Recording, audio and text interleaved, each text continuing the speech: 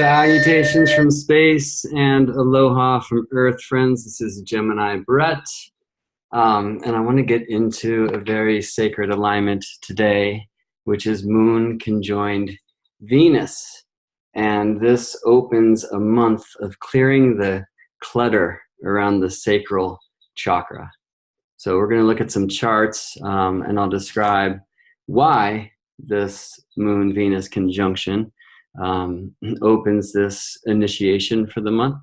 But for those of you who just want the answer in the back of the book, let me say that there's a month's time that begins today of clearing the clutter around the sacral chakra, this source of sexuality, this energetic center of creativity and creation.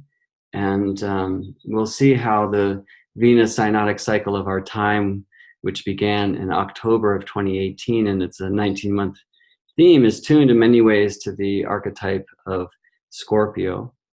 And so I guess I'll just say now that this is a very imperative invitation by the Celestial Symphony for us to clear in earthly regards any of the scar tissue we might have around the sacral center. So this, of course, can be the result of sexual trauma on its extreme, and in a sense, to a lesser degree, something I think that we've all experienced, which is giving ourselves sexually at a time where we weren't necessarily called to do so, right? I mean, even with our loving partners. So as Venus descends in the morning sky, and we just watched a video of her doing that from the time of her interior conjunction in October. It was October 26, 2018, to that of her exterior conjunction, or even before. That date is August 13th, 2019. Venus descending is allowing us to move first through the crown, and then the third eye, and the throat, and the heart. I'll show a timeline to you for when those gates were activated. Let me share an image here. And it's kind of color-coded, beginning with the gate of authority, as Shamanic Astrology Mystery School calls the crown chakra. That was December 3rd, 2018 here. And the third eye, January 1st, 2019, and January 31st into the throat chakra gate. So you'll see it's about a month's time for each. And today's date, May 2nd, 2019, the gate of creativity, the sacral chakra.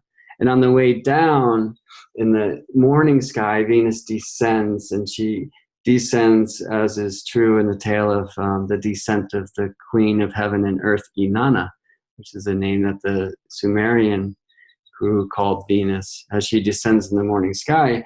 And every month after she stations direct, the moon will conjoin Venus, this elder moon, this waning crescent moon in balsamic phase, joining Venus there to stimulate her descent through these seven sacred gates: crown chakra, third eye, throat, heart, solar plexus. And now we descend into the sacral area.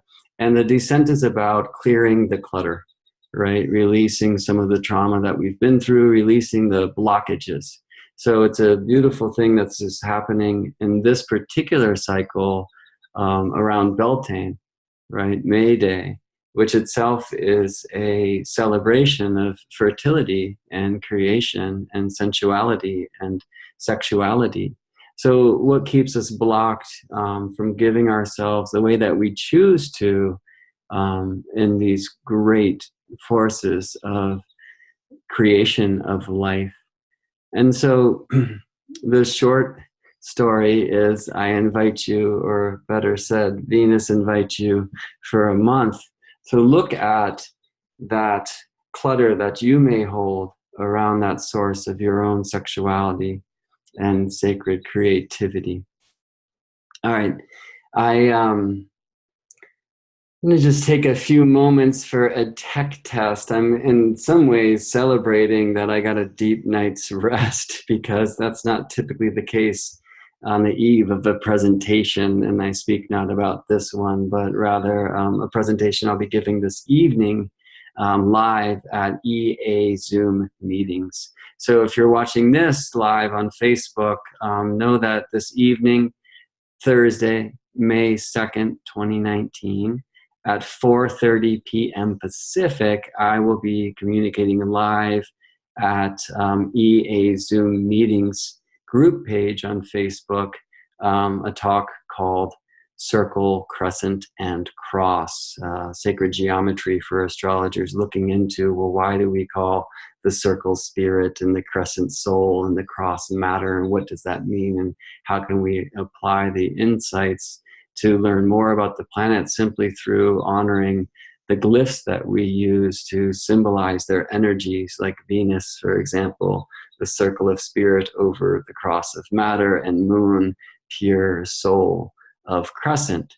So if you would like to join that presentation live, go over to EA, the letters EA, Zoom meetings, and you'll find your way to a private Facebook group and apply to join. I really highly suggest you do. There's amazing free teachings from all sorts of astrologers over there, and I'm honored to offer another presentation to the group tonight. So if you go there, there'll be some questions to apply, and I think one is, how did you hear about us?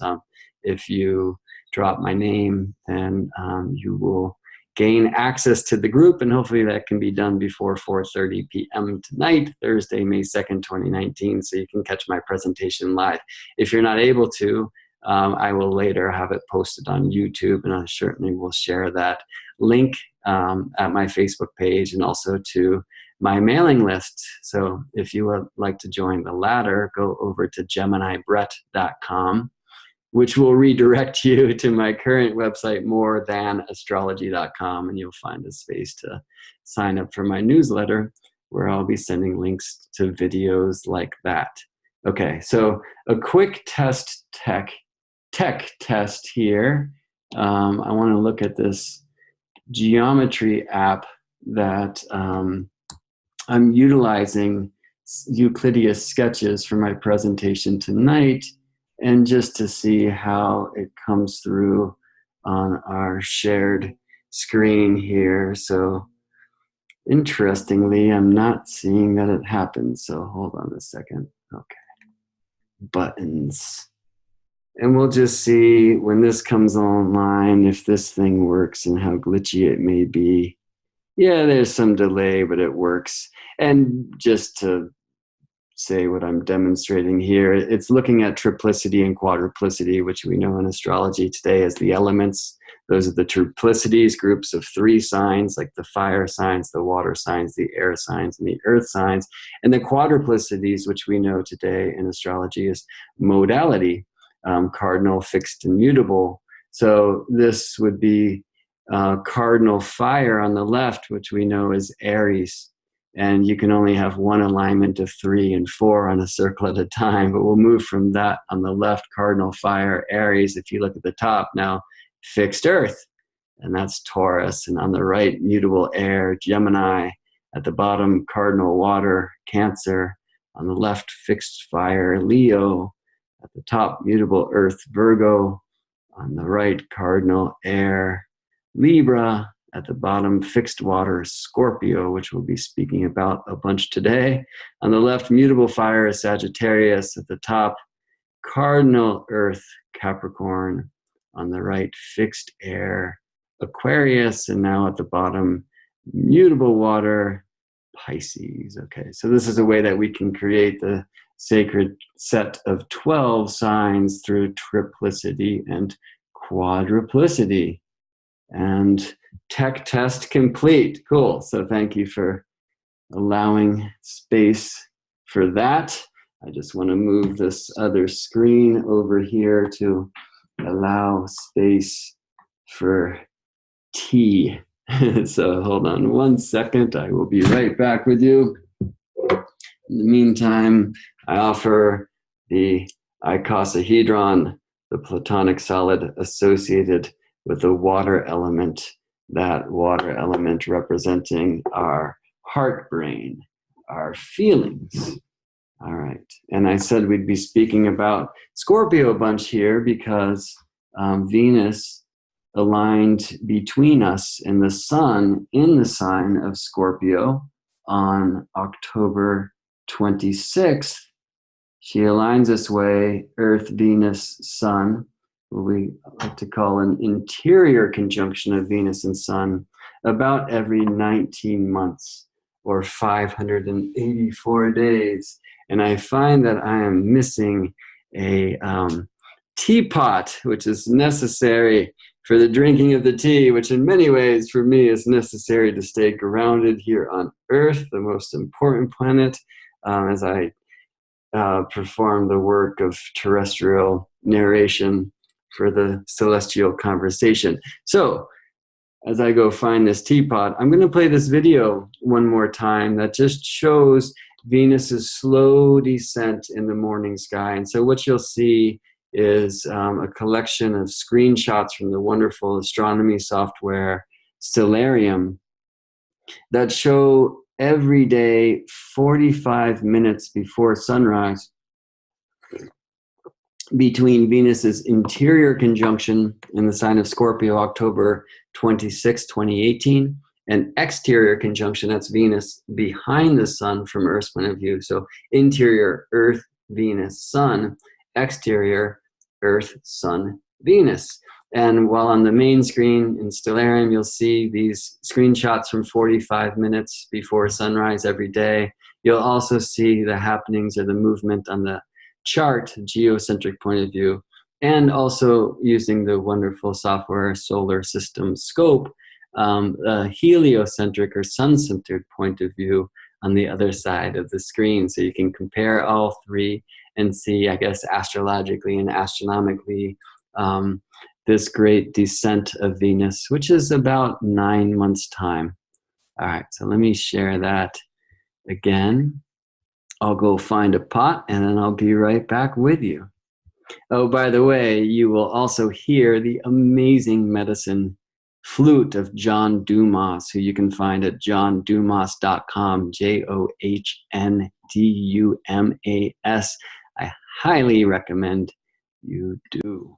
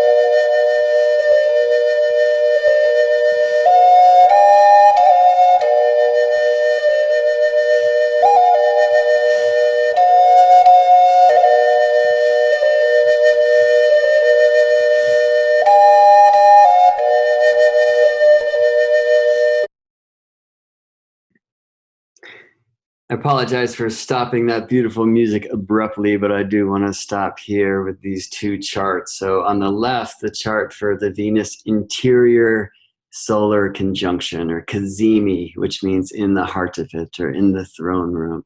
And so you see on the right that Venus aligned with Sun, retrograde Venus, the middle of her about 40-day, 40-night retrograde period. This time it was 42 days, and Venus aligned between Earth and Sun. And that means retrograde Venus.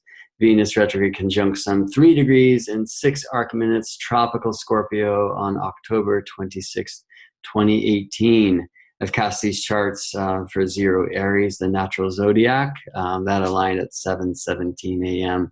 Pacific time specifically, but this is really a chart for the whole world. So instead of showing a local rising sign, I show 0 Aries at that left cusp. On the right, we see the exterior conjunction for Venus, which is 21 degrees and 11 minutes tropical Leo on August 13th, 2019. I don't know that 11 p.m. Pacific is the exact time, but sure is cute, you know? All right, so we have the beginning of this 584 or 583.92 day Venus synodic cycle. But who's counting? Me. We have the beginning of it in the sign of Scorpio, and in a sense, the middle of it in the sign of Leo. Let me show you the chart for today of Venus's embrace with the moon conjoined Venus in the sign of Aries. And that was here, again, a 0 Aries chart wheel. The time was 7:39 a.m. Pacific when moon conjoined Venus at 14 degrees and 27 minutes tropical Aries, with Mercury on hand in mutual reception through a sextile with an out of bounds Gemini Mars. They're forming a pretty strong wedge with Jupiter here retrograde now in the sign of Sagittarius. And so this chart might inform us where we can apply this invitation astrologically, or maybe to our own charts, this invitation to get into clearing the clutter around the sacral chakra, as can the charts of the interior conjunction when the cycle began. So let me say a couple notes about that. And I will stop this now. The Earth, retrograde Venus, Sun, interior conjunction, the astronomical term is the inferior conjunction, which does not mean less than, but rather means below, is a time when we actually cannot see Venus, right? Because she's under the beams of the sun, blinded by the light. So there's a time, typically happens about a week after the retrograde Venus-Sun conjunction, when she's and Sun separate by about 10 degrees, that we honor as an astronomical convention Venus's heliacal rise in the eastern sky. And what that means, it's the first time we're able to actually see Venus with our eyes. And I want to show, let's see, this image again, because what you'll see at the top is this Scorpio / Libra star Leo Venus synodic cycle. So already we're dealing with a lot of archetypes, and we'll bring at least another one, which is Aries, the sign that hosted the Moon Venus conjunction, to initiate this sacral chakra clearing gate today. And we'll probably look at a few more, because I want to bring us through the charts of these Moon Venus gates for all the ones that we've seen since they began at the beginning of this year of 2019. So why Scorpio, Libra, Leo? Okay. Well, Scorpio, because the interior conjunction on October 26th was in the sign of Scorpio, that's shown here near the top, your little pointer device. Okay, so October 26, 2018, Inanna receives the me, the interior conjunction. If you want to hear more about the correlation of the Venus synodic cycle with the great story, the oldest story written that we know of, Inanna's descent into the underworld and then ascent from it, check out cosmicintelligenceagency.com and go to the webinars, and you'll find one that I presented along with other great Venus students, Adam Gainsberg, Yulia Simas, and Ariel Gutman, who wrote the book Venus Star Points, for the Cosmic Intelligence Agency, to honor this cycle. And my offering in that webinar, we've recorded 3 now, my offering in that particular webinar, the last one, and I think it was early in October, was about the mythical connection between the story of Inanna and the Venus synodic cycle. So tying the mythos and the astronomy, the sacred astronomy together. So if that interests you, go over there and purchase that webinar. It was a really great one. Like the things that Ariel shares about Venus and Adam and Julia, always amazing teachings that I'm honored to be able to receive and also to participate with. All right, so the Earth, Venus, Sun alignment, the interior conjunction, was 3 degrees and 6 minutes tropical Scorpio. We saw that chart. We'll look at it a little bit more. But by the time Venus separated from Sun by 10 degrees, this astronomical convention describing the time of her heliacal rise, when she's first visible as a morning star in the east, but then the sun rises and we lose her from view the next day. Further from the sun, we get more Venus before sunrise takes her from our eyes. The next day, more and more and more, and she quickly separates and comes to her highest height as a morning star, like literally rising hours before the sun, so we can really inhale that great image and light of Venus in the morning sky. And then she descends as she applies and gets closer to the sun. She disappears well before she aligns behind the sun from Earth's point of view for exterior conjunction. The date of the exterior conjunction you can see here, August 13th, 2019. Shamanic initiation is how the Shamanic Astrology Mystery School, where I began my study with Daniel Jamario and Kaylin Castell, this is how they describe that alignment. 2111 Leo on August 13th. But Venus disappears from our morning star view well before then, typically when she's about 10 degrees from the sun. And that's shown here, July 8th, 2019. Inanna enters the Cur, her heliacal set in the east. Okay. And that time will feature Venus at about 6.5 degrees Cancer and the sun at about 16.5 degrees Cancer. So there's that 10-degree alignment that brings Venus under the beams. This is an astronomical convention. It's not always that. So Shamanic Astrology Mystery School is working with this cycle tuned to the archetype of Libra. And in that regard, it's actually the first Venus Libra synodic cycle in our lifetimes.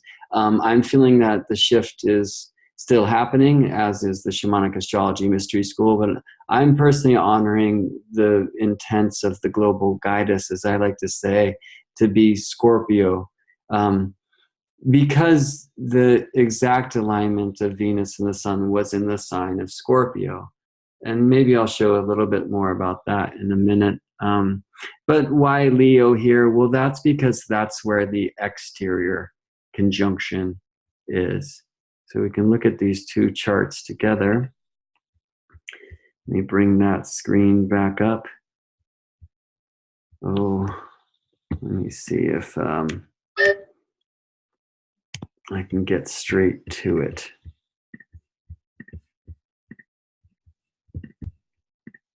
So here is the Venus exterior conjunction in the sign of Leo. Pretty close to Mars at the time, August 13th, 2019. Here with some more planetary and asteroid beings on the chart. And I thought maybe I would show the interior conjunction also.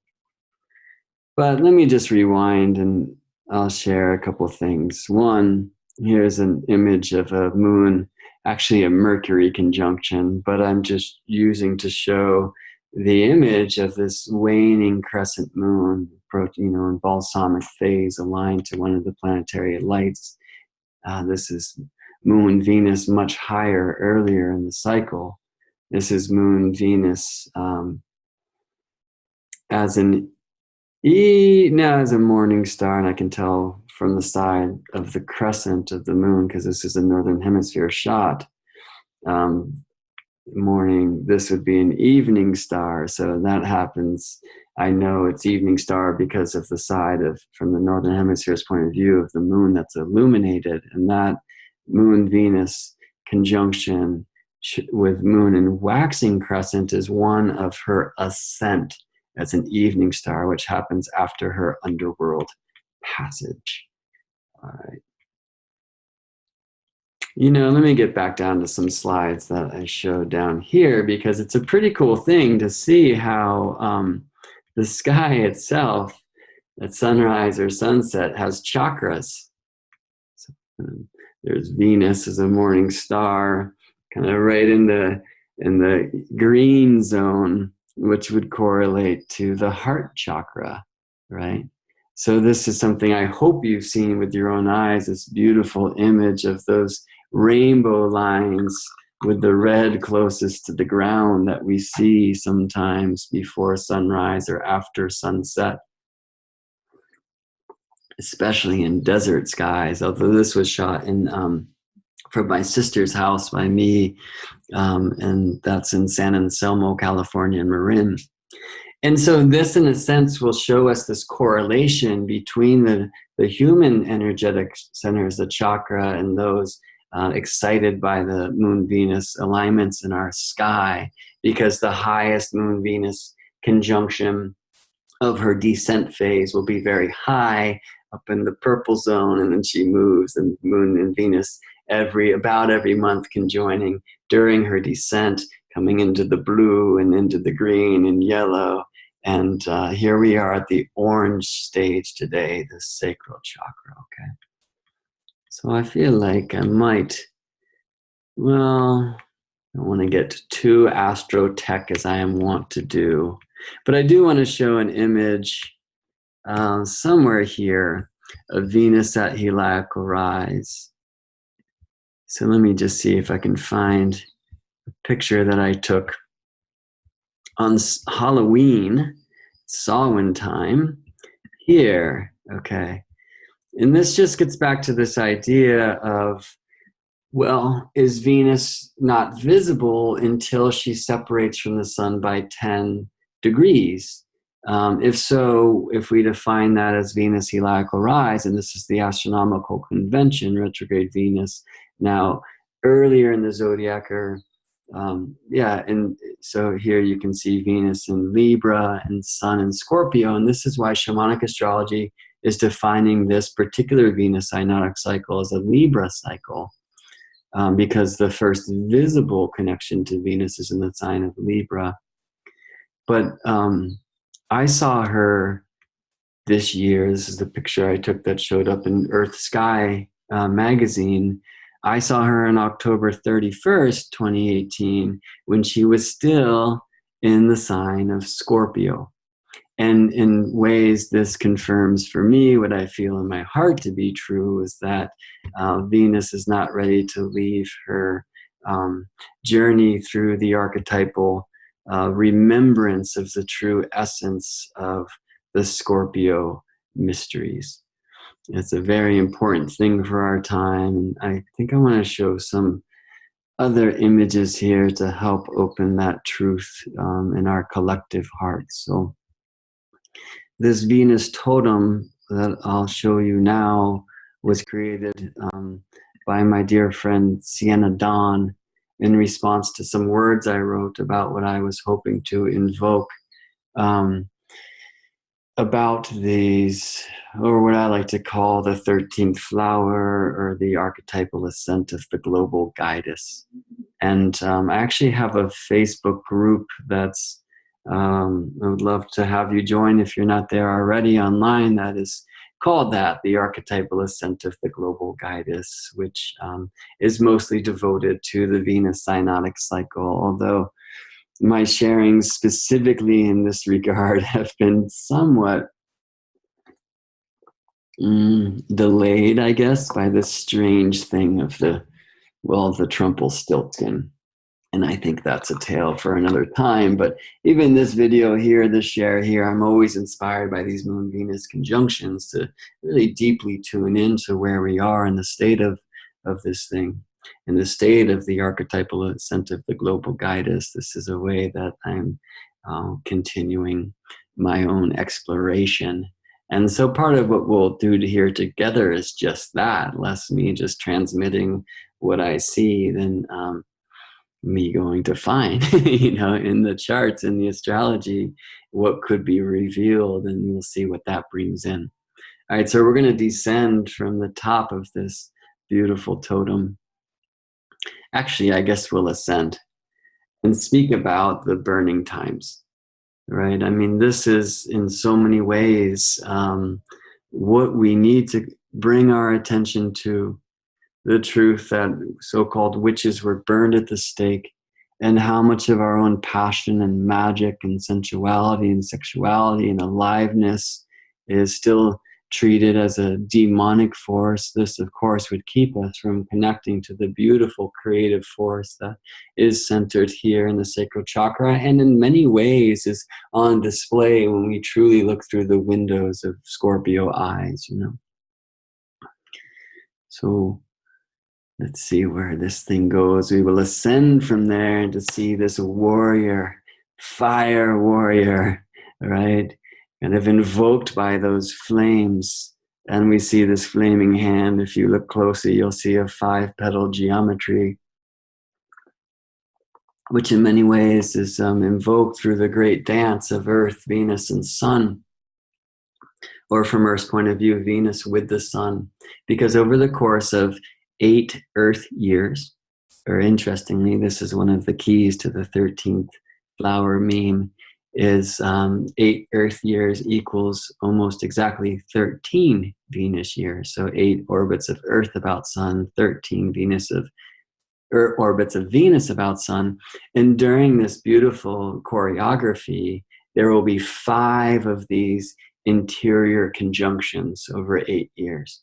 So 5 conjunctions, 8 Earth years, 13 Venus years, 5, 8, 13 are 3 of the numbers of the Fibonacci sequence, which describe the golden mean, the golden number, phi, and that sacred number itself, this transcendental, mystical number, which in so many ways defines the manifestation and emanation here in nature of spirit. Venus is the circle of spirit over the cross of matter. We find that number in the mysteries of the pentacle, the pentagram, the 5-pointed star, also certainly demonized. Why? Perhaps because it's associated with the sacred cycle of Venus, who in many regards represents the divine feminine force. Yeah. So over the course of 8 Earth years, Earth, Venus, and Sun align with retrograde Venus between Earth and Sun, the interior conjunction 5 times in 5 different signs. One of them in our time is Aries.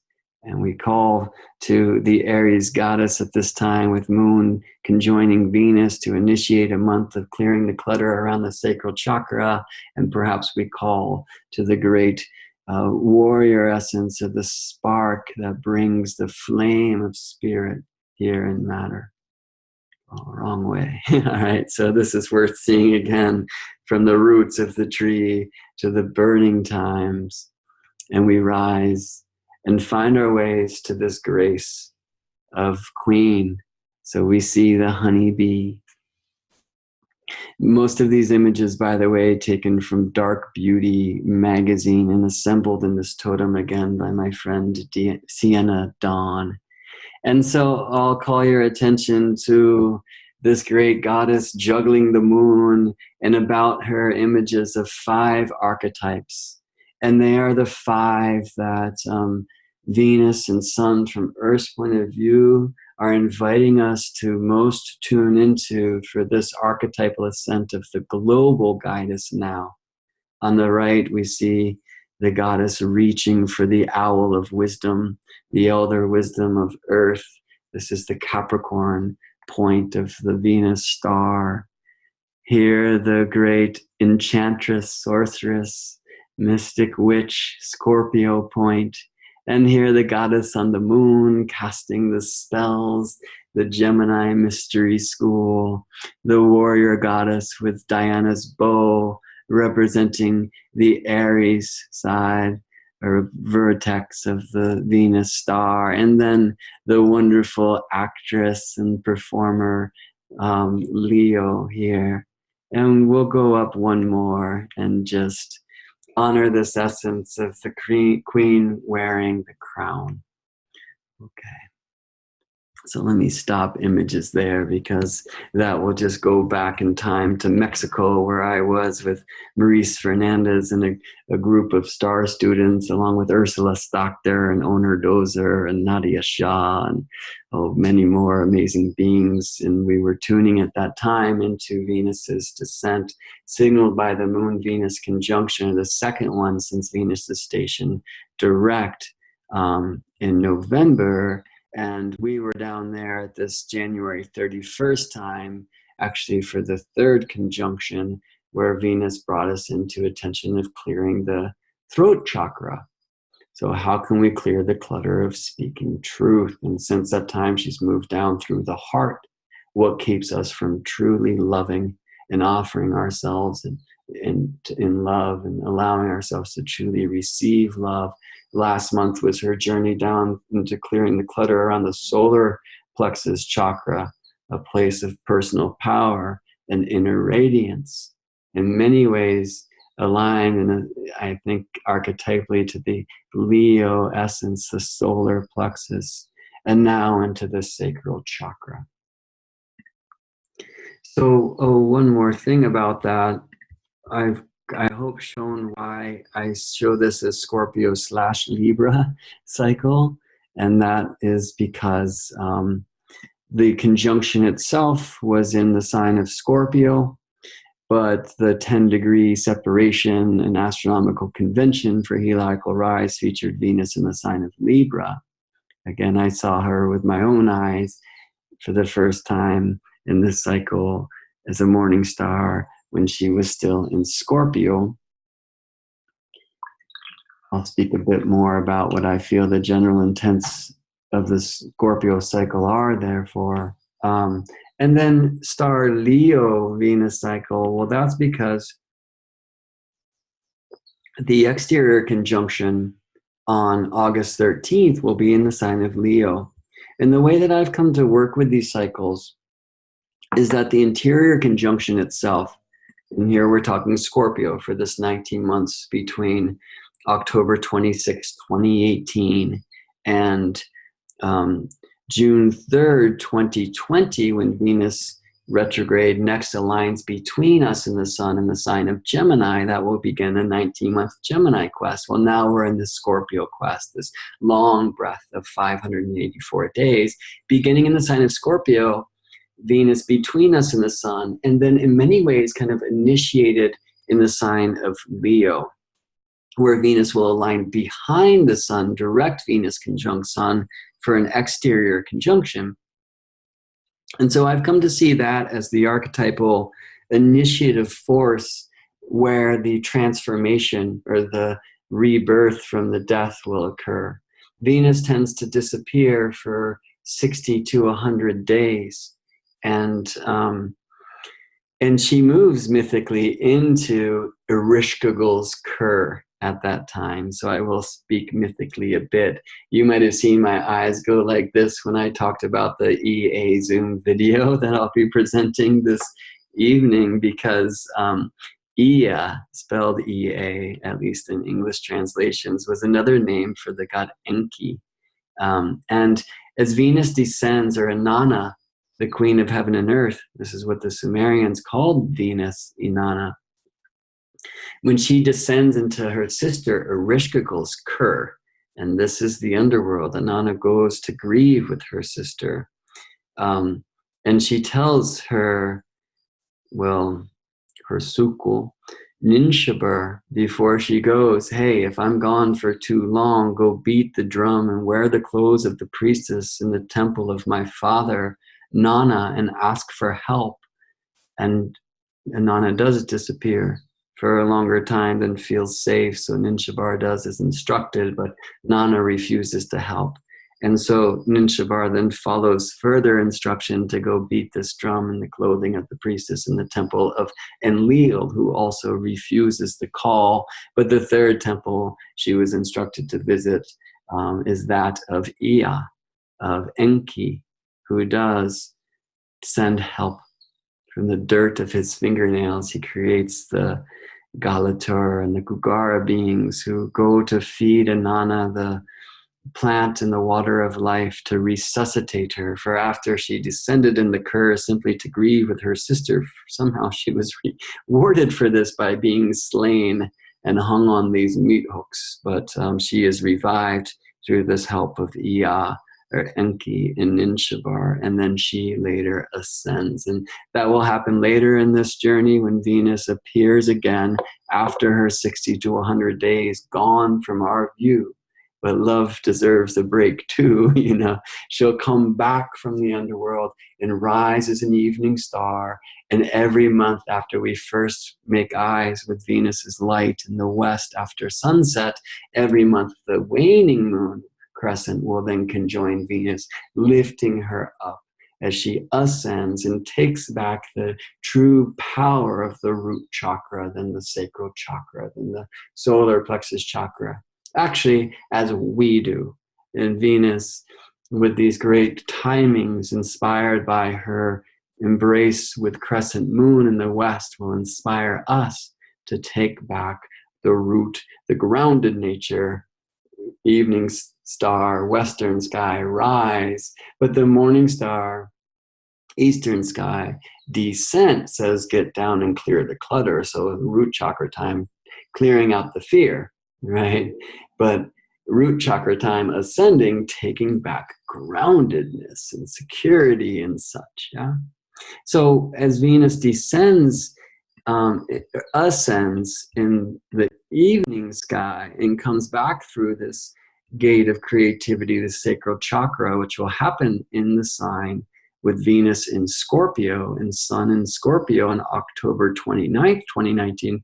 It's about a year from the interior conjunction of October 26th, 2018. We will be inspired to reclaim the power and the goods of the sacral chakra. And I would never say don't do that now, but I will say that if we can empty the cup, then we can fill it with righteousness and bright light. And in many regards, this is the way of the Scorpio mystery school. I should say this too, because Venus moves through the Earth-Venus conjunctions, move through these 5 archetypes every 8 years. Well, every 8th year, we have what is called a Venus synodic or a Venus cycle return.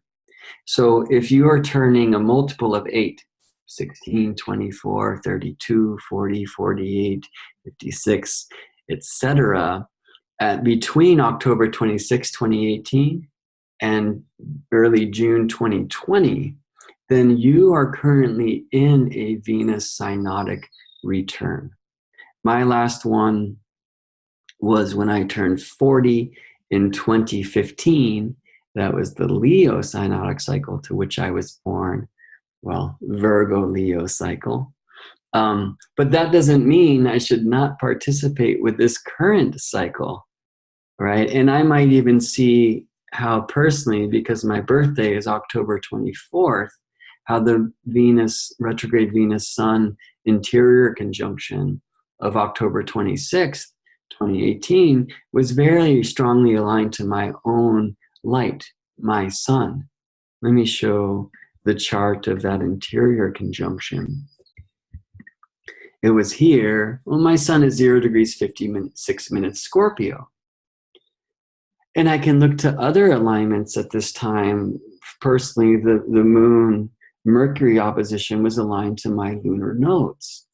The north node here in the 1st degree of Leo is very close to my personal Saturn, which is to about the 2nd, 3rd degree of Leo, right?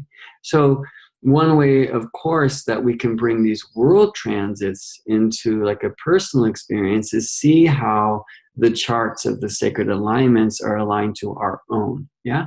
Well, we want to do these things globally because we are that. We are all of the signs. We are all of the seasons. And we also want to do it not only from that perspective of the whole, but from the perspective of the particular. And there we would bring it into the alignments of our own chart.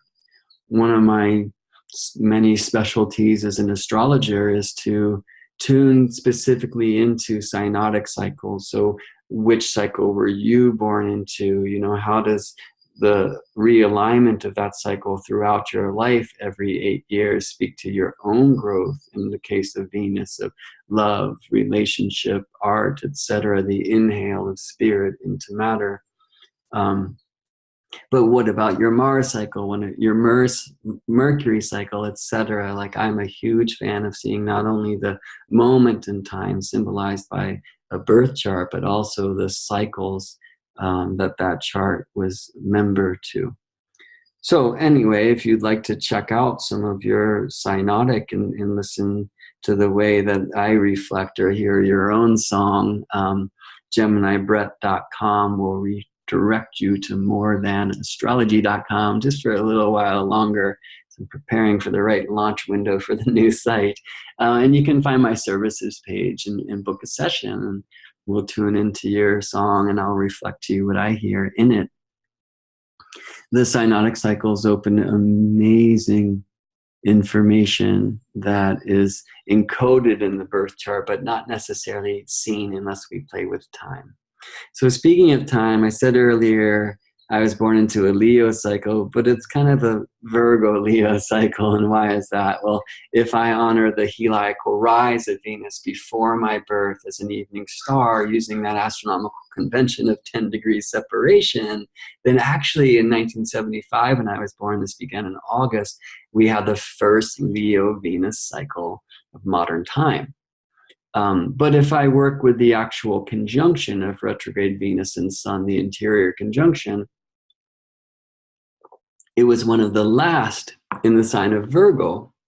They retrograde slowly through a sign. These star points, as Ariel Gutman beautifully calls them, are in a sign for about 104 years, appearing every 8 years. And they will spend on average 13. They will spark the same sign 13 times in those 104 years. This is another one of the keys to the 13th flower meme that I have found as a way to honor this archetypal ascent of the global guidance. It's also a key I have not yet revealed until right now, but plan to do so perhaps in a more reverent way in the future. Anyway, there you go. I'll plant that seed. So we are in the very end of 104 years of the interior conjunctions of Venus and Sun from Earth's point of view, dancing through the sign of Scorpio. Heliacal rise through this 10-degree separation convention in this cycle was for the first time in modern times in the sign of Libra. And, you know, if you work with the rules of our craft, where we hear that Libra itself speaks the language of Venus, this is like a homecoming for Venus in Cynotic cycle. The actual conjunction point of retrograde Venus with Sun in the sign of Libra won't happen for another 2 cycles, full cycles of the 5. That's 16 years from now. But we are all ushers of this transformation, of bringing the Scorpio initiation. And I love that this star point cycle, like the lunar nodes, like the precession of the equinoxes, retrogrades through the zodiac. And so we'll bring 104 years where every 8th year brings a heartbeat of the Scorpio intention. We'll bring that education, that experience, that initiation back to Libra. And then 104 years of Libra until the Venus-Sun interior conjunctions return to the sign of Virgo. All right. Teaching more than I plan to here, but that's no surprise if you know my shares, right? Okay, so why would I call this a Scorpio/Libra cycle we got into? And for me, Scorpio. And why Scorpio-Leo cycle? Well, again, because the interior conjunction in the sign of Scorpio, October 26, 2018, the exterior conjunction in the sign of Leo, August 13th, 2019. And so here you can see those 2 charts together. I'm going to hide my camera just in case you'd like to take a screenshot or something. Actually, let me do this first. Share this in a different way. So here are these charts together. We can look at their synastry. I mean, maybe I'll bring in some of the asteroid goddesses, Vesta, Pallas Athena, Juno, and Ceres, and thanks to Astro Gold software for making this easy to do. I have Eris, or Lilith lit up, and I'm going to bring in Eris too. Okay, so that's a lot to look at, I understand, especially if this astrological language or approach is new to you. But the main things that I'll tune you into is the retrograde Venus-Sun conjunction on October 26, 2018 in the early degrees of Scorpio. So how did that align for you? For me, it's at my Sun, my Uranus, square to my own natal Saturn, who's in the early degrees of Leo, where the North Node was at the time, and right where Mercury will be on August 13th, 2019, when Venus aligns behind the Sun from Earth's point of view for the exterior conjunction in the sign of Leo. And we can see some cool synastry between these two charts. Yeah. I don't know that I want to get so deep into that right now, so I'll just invite you to, see what you see. Maybe one thing that particularly inspires me is to see that the nodes have changed times. They did shortly after the time of the interior conjunction, retrograding as they do from tropical Leo Aquarius, and they moved on November 6th, the true lunar nodes, into Cancer Capricorn. And now we see the South Node between Saturn and Pluto on this August 13th, 2019 Venus exterior conjunction chart, very close to where Pluto was at the time of the interior conjunction. Okay, well, that might bring me, I'll ride the modern current of correlation between Pluto and Scorpio to the idea of initiation in general, transformation, evolution, growth, and that essence of the Scorpio Mystery School, which in so many ways is about this. And yet I will say that the initiatory sign of this 19-month Venus synodic cycle is Leo. And so because she got her start with the retrograde conjunction in Scorpio, like that is the archetypal stage for her unfoldment. But Leo will initiate this. And I think that's a really beautiful thing, because if we looked at this from the opposite point of view, well, we might say, okay, if you want to grow in the Leo school, it's simply get out in the light and bloom. And remember that you are a flower, you are the light itself, you are here to shine, And perhaps that type of intention, which is a very beautiful and true one, could also lead us into,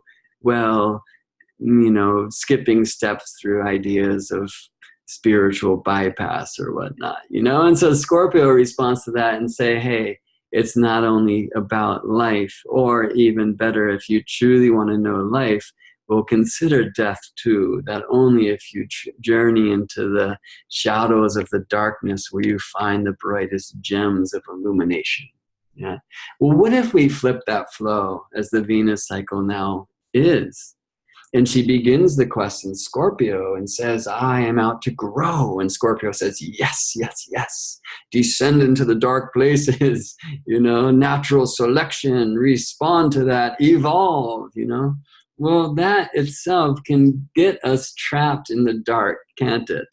And so the initiation being in Leo says, hey, maybe you're spiritually bypassing by doing this thing in too much of a depth psychology way. There is bright beauty and growth available from the light. In fact, the flowers will not bloom without the sun, my friends, So as Venus disappears, interestingly, into the light of the sun to align at this Leo time, August 13th, 2019, we're reminded that some of the greatest essence of the evolutionary quest is done not only in the shadow work, but in the beautiful light work too, as long as it's done genuinely. And I think the cycle in general is about getting more genuine, about our balancing in our own spiritual growth through the shadow pursuit and that in the light, you see. And the way that the alignments of these charts align to our own will help stimulate some of our attention to which of our own notes of our soul song, which planets in our charts can help us stimulate the growth. So, for example, I shared before how the Venus-Sun interior conjunction of October 26, 2018 in my own personal nativity is strongly aligned to my Scorpio Sun, Uranus, and Leo Saturn. Well, today's Sacral Chakra gate, which found Venus conjoined by Moon in the 15th degree of Aries, is in a pretty strong opposition to my own personal Libra, Mercury, and Pluto.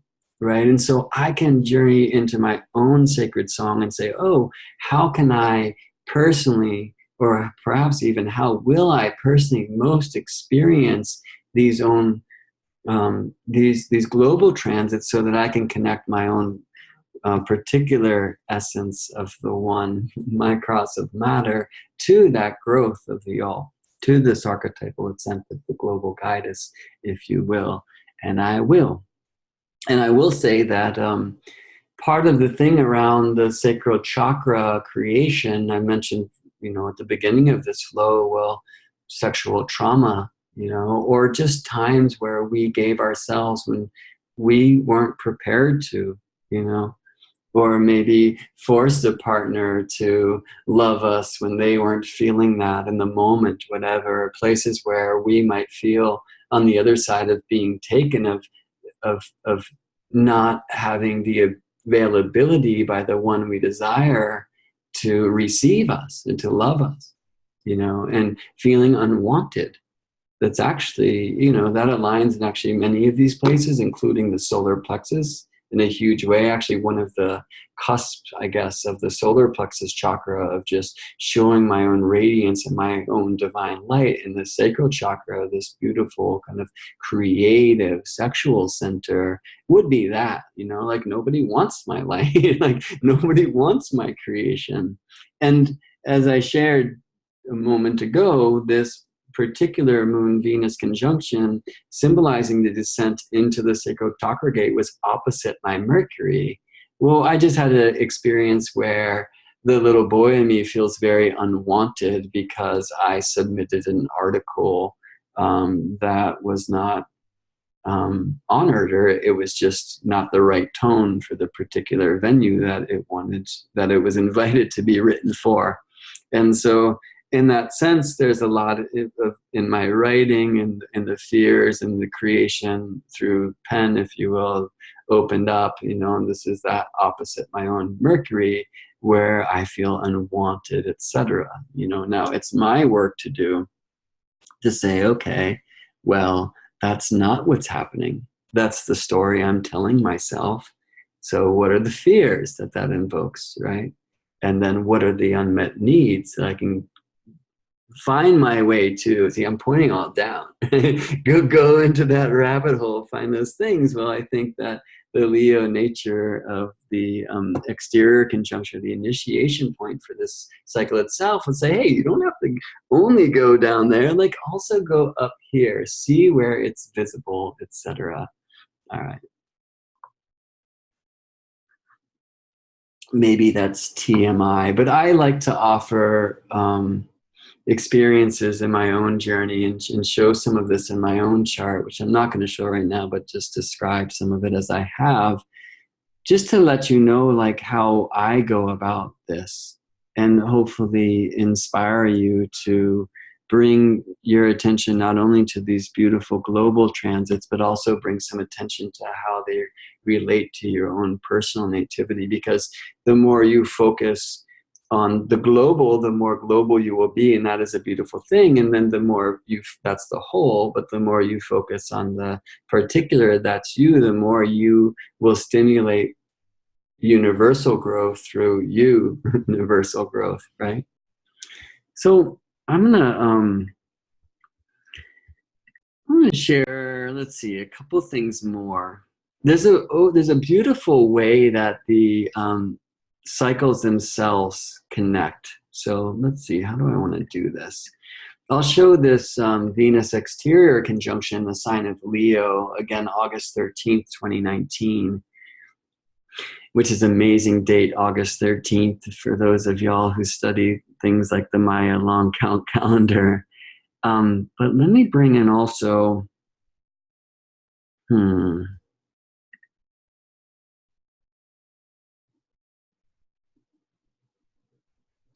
a chart from 2015. Here we go, cool. So I shared before how these Venus synodic cycles come around multitasking. Great. Every 8 years, okay? So in our current time, the Venus synodic cycle, the interior conjunctions, the 5-star points from that point of view, the view of Earth, Venus, Sun, that's retrograde Venus conjunct Sun. They're moving through this sequence of the signs that goes Aries. That was the last one that was excited. And it's about a quincunx, 150 degrees. It's actually biquintile, 144 degrees, not exactly, but about, because that is one of the degrees of the pentacle, of the 5-pointed star. So we moved from the Aries cycle, which was stimulated March 2017, to the Scorpio cycle, October 2018. We'll then move to Gemini, then to Capricorn, then to Leo, then to Aries, Scorpio, Gemini, Capricorn, Leo, Aries, Libra, because see, this point's retrograde and move, so Scorpio will become Libra, then to Gemini, Capricorn, Leo, Pisces. The Aries point is retrograding back to Pisces, coming soon to a theater called You.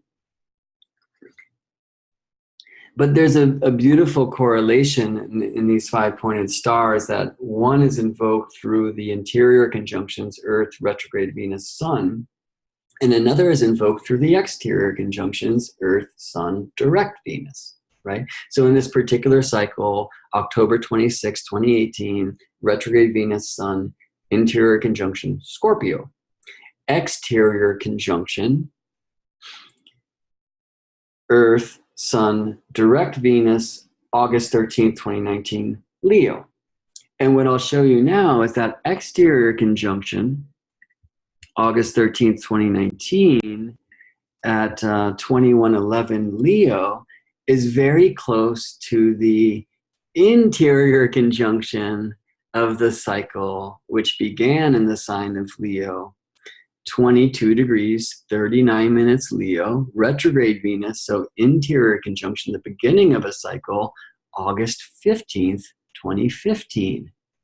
The 8 years after that time, Venus will align between Earth and Sun in the sign of Leo again, but she will have retrograded about 2 days and 2 degrees through the zodiac. So 2 days before August 15th, August 13th, right?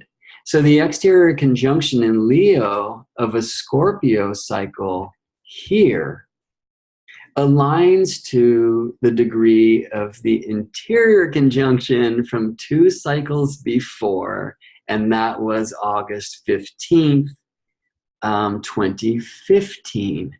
That, by the way, was my 40th year, and as 40 is a multiple of 8, that was the spark for my own Venus synodic return. That's actually when I began the project, of which you can see many offerings from on YouTube. If you look at Gemini Brett, 13th flower, you'll see a lot of teachings around the Venus synodic cycle, and a lot of cool videos of interviews with other mystics and astrologers and other healers and feelers from all walks of the way.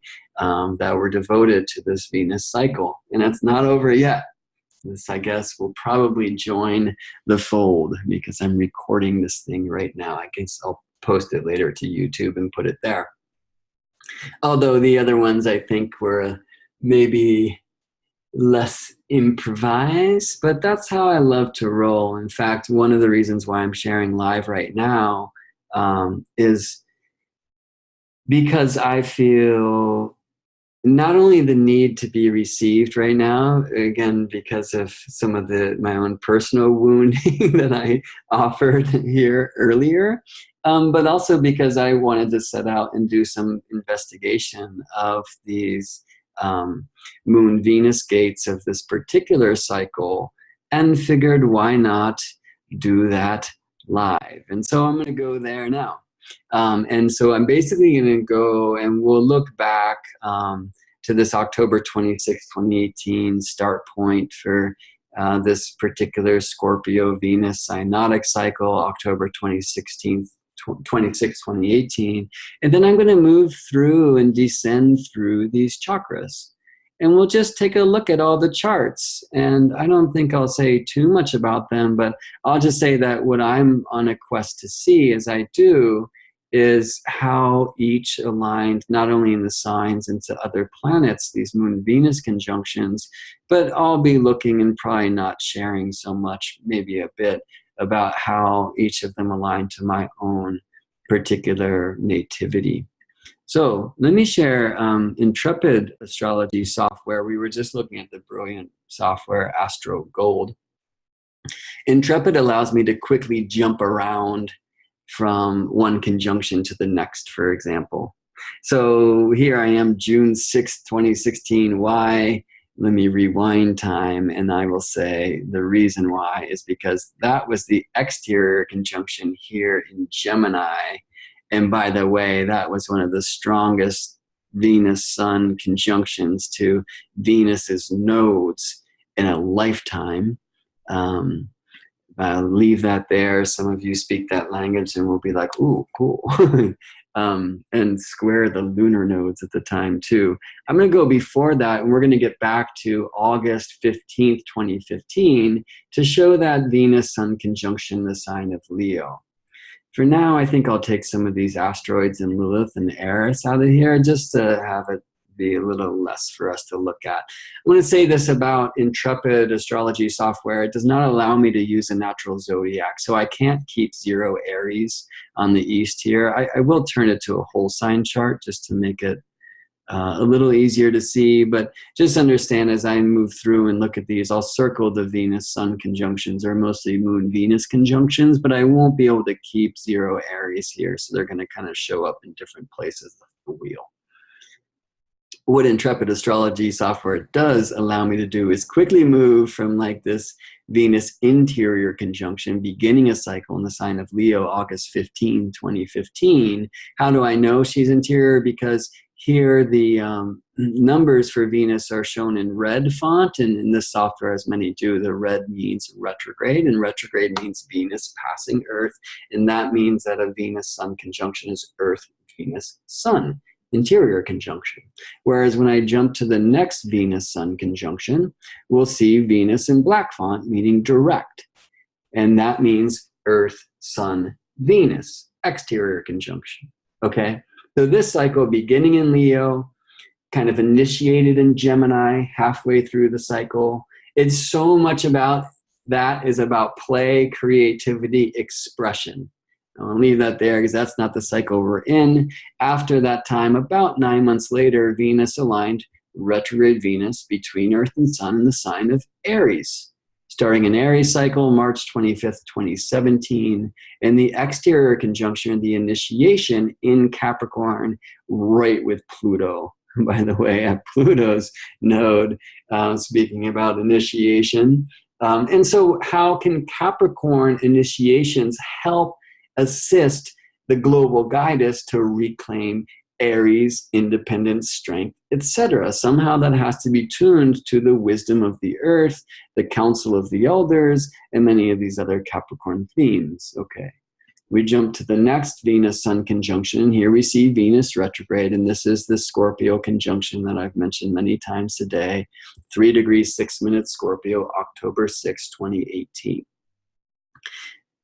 A week later, she has her heliacal rise by the 10-degree separation rule in the sign of Libra. And again, that's why Shamanic Astrology Mystery School sees this not as a Scorpio cycle, but as a Libra cycle.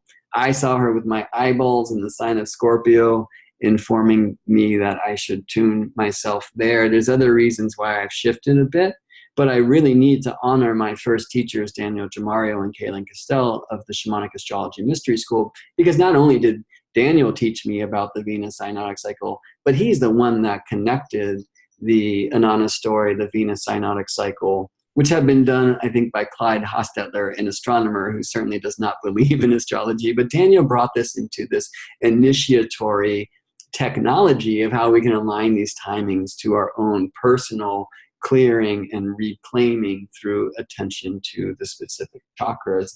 And in many ways, and I'll certainly highly recommend you go check them out, this is really being developed and transmitted now by Kaylin Castell and Tammy Brunk of the Shamanic Astrology Mystery School in a beautiful offering that they have been giving since, well, for many cycles now. I think they began with the Capricorn cycle of January 2014. They have a wonderful page you can find online. It's called venusalchemy.com. And really highly recommend you sign up for their and it's classes is not the right word, their journeys. They're a really great group of people who are committed to doing this own personal work and personal growth for the growth of the all through tuning to the cycle. And I've learned so much from Kaylin and Daniel and from Tammy in this regard, and from Ariel and Adam and Yulia and many other devotees of the Venus dance. Okay, so in the ways of the Shamanic Astrology Mystery School, we look for Venus station direct after this time, and that was November 16th, 2018. And she turned direct in Libra opposite Uranus at the great royal star Spica, and we can go on and on. But after Venus station direct, we look for these Moon-Venus conjunctions. And the first is the entrance into the crown chakra gate, okay? So here's one of these charts that I'm very interested in looking at. That crown chakra right in the first degree of Scorpio. For me personally, 17 arc minutes from my Scorpio sun at the time of my birth. And I just want to inhale some of this without saying too much, because I want to tune into, with my own heart, like how some of these alignments speak to my own. And I'll invite you to as well. And for that sake, I'm actually going to bring these asteroids, Vesta and Ceres, Pallas Athena, and Juno back on the scene. The true Black Moon Lilith, who Intrepid Astrology software shows in this version anyway as this L, Lilith, okay? And also Eris. And we're getting to the point of this video where I'm actually more on personal research than I am in teaching, right? So some of the words are going to slow down. I'm going to be more in a state of receiving.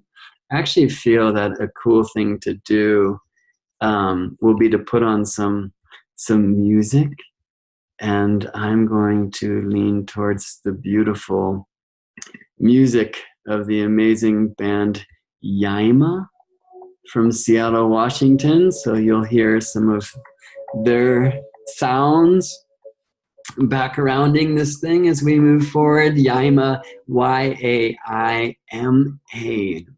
Amazing spirit first band that currently resides in Seattle, Washington, where I myself for many years.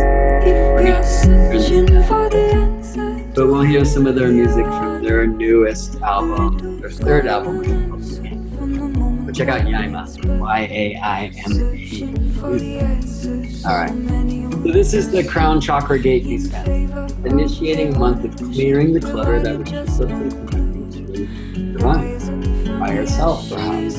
About a month later, after this, the third 20 crown chakra gate, by the crescent moon morning Venus conjunction find our way to the entrance into clearing the clutter of the third eye chakra gate. And that was January 1st, 2019. Interesting way to begin a new year here at 24 degrees Scorpio. So where does that fall in your own particular nativity? Which house it aligns? Same day of a Sun-Saturn conjunction, beginning a Saturn cycle. For Venus, the Sun-Venus interior conjunctions every 500 days. That's the length of a Venus synodic cycle. Sun aligns with Saturn every 370 days. So how do the many planetary signatures of this particular Neptune conjunction at a time where the Moon Venus brings us into clearing the clutter of perception, third eye? How does this Jupiter Neptune square bring our attention to perhaps the ways that our own belief or spirituality and those rules that keep us from seeing and breathing truth into the world? The next Moon Venus conjunction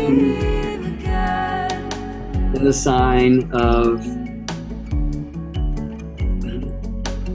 Sagittarius, very close to the galactic center on January 31st, 2019.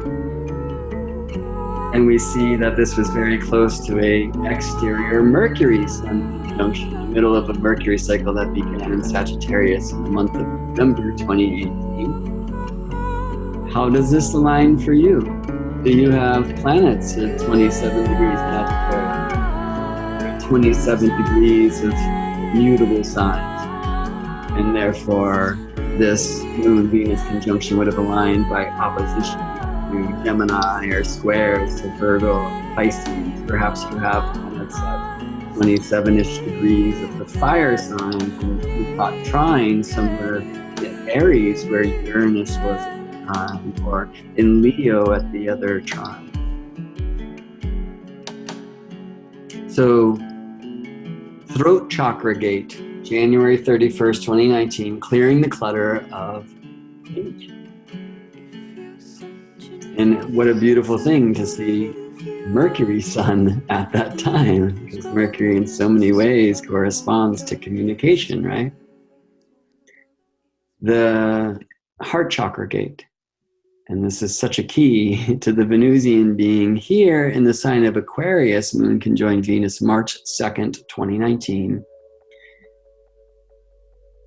And that time featured Mercury in Pisces just before Mercury's retrograde station on March 5th, in a pretty strong retrograde cycle for sure of Mercury through Pisces. I'm seeing that I'm on repeat now.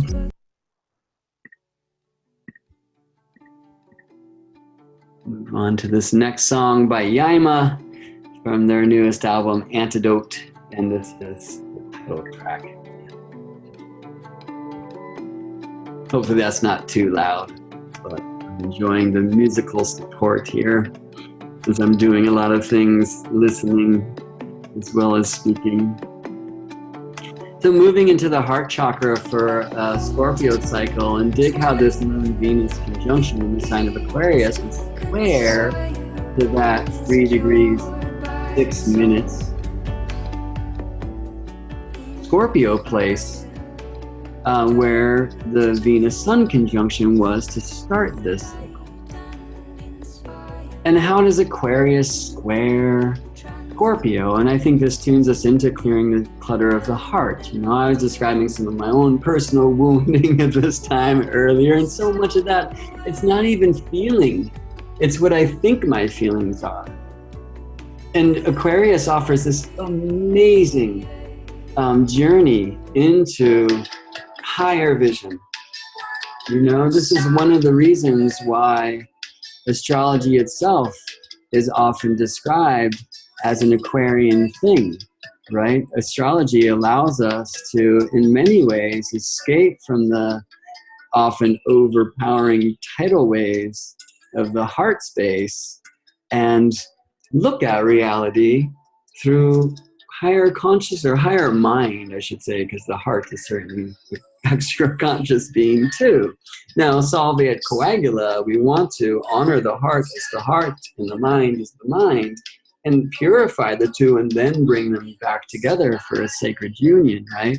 But Venus's alignment with Aquarius moon to stimulate a month of heart chakra clearing in a Scorpio cycle and painting that square between the fixed signs of Scorpio and Aquarius, I think really help remind us that we're not going to get into the heart through the mind alone. We really have to allow ourselves raw feeling.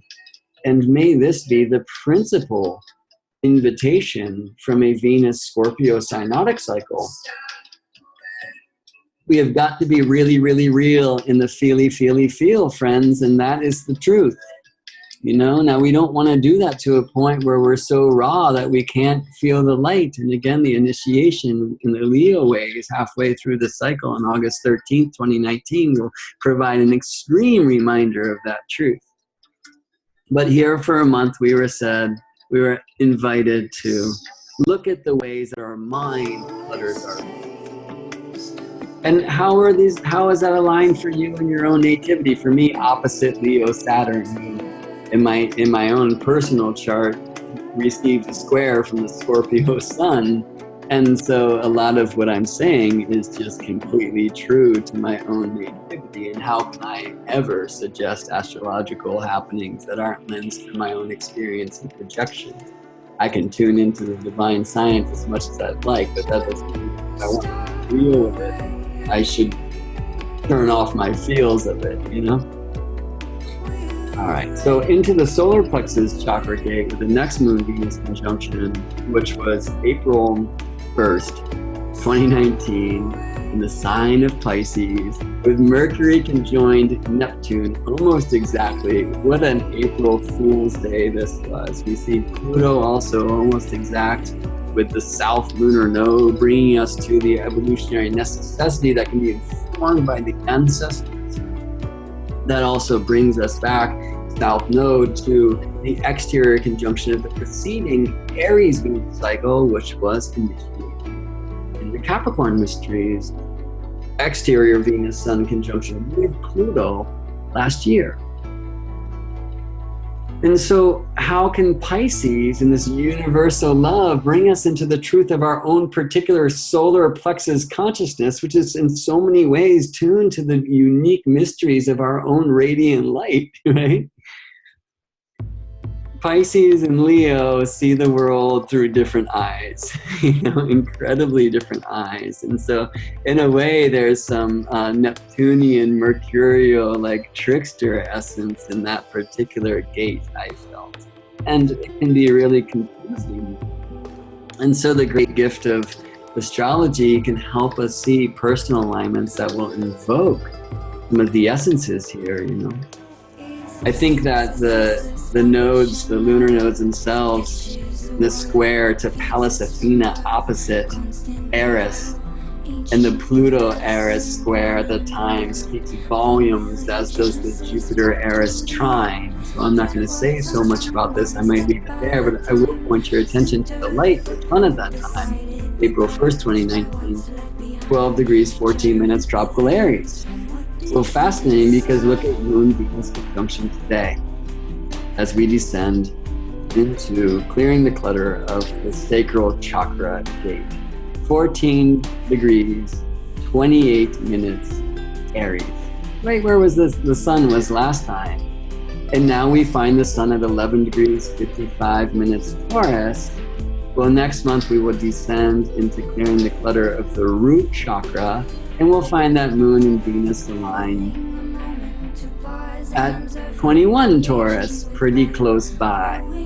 So a beautiful way to study these cycles. Let me just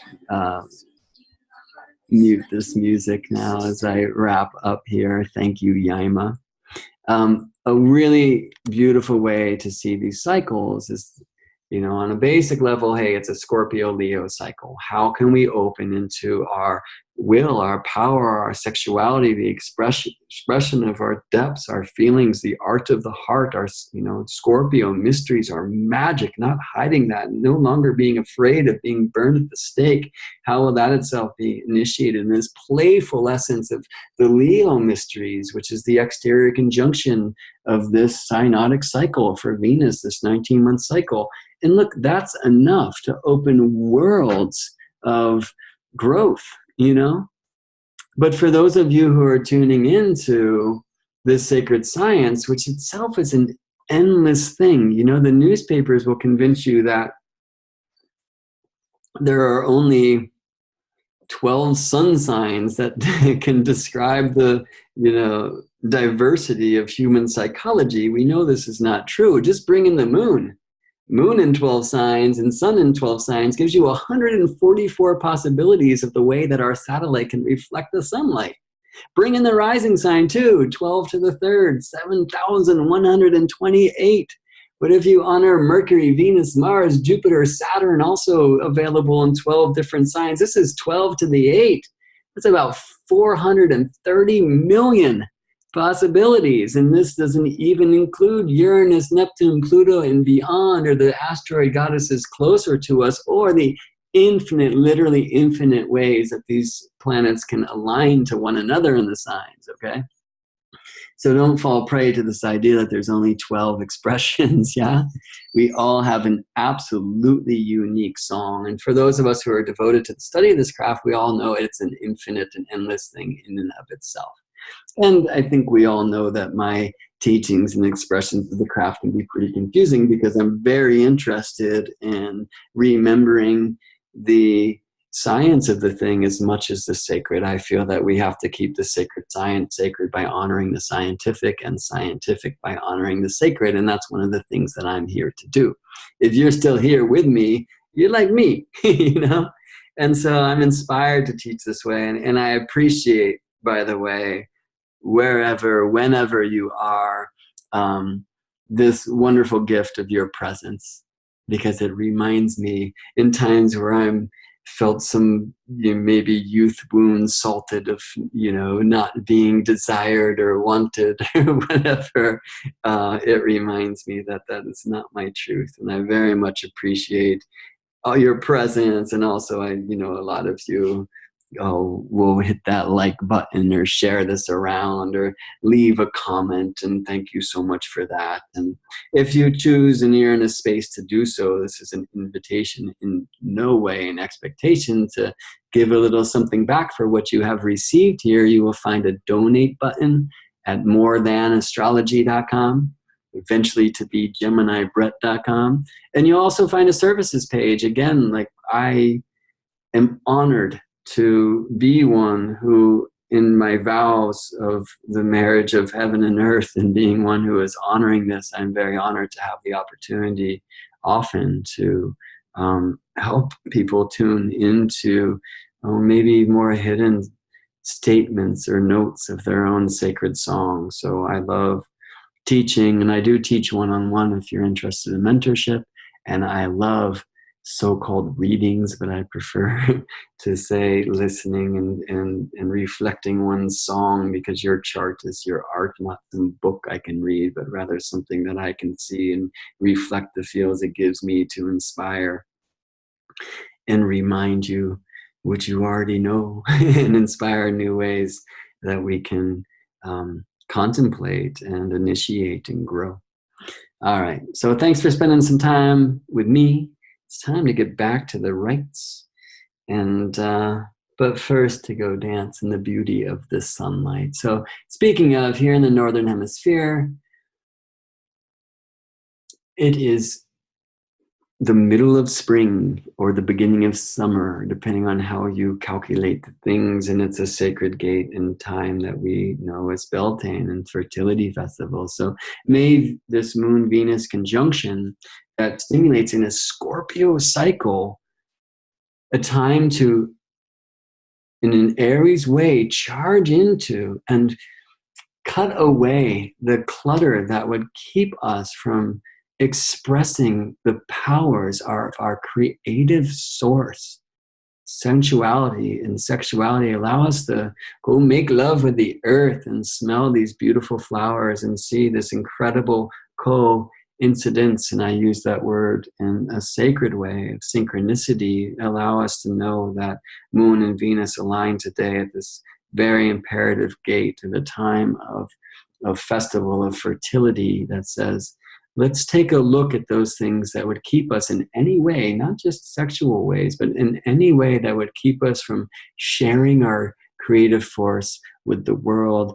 And let's honor that scar tissue for what it is, for it's helped us become us. It's helped you become you. But how much of that do you want to keep? Because the world wants to hear your voice. The world wants to smell your breath. The world wants to smell the flowers and taste the fruits that only you can grow. See you in space, yo. Love and planets.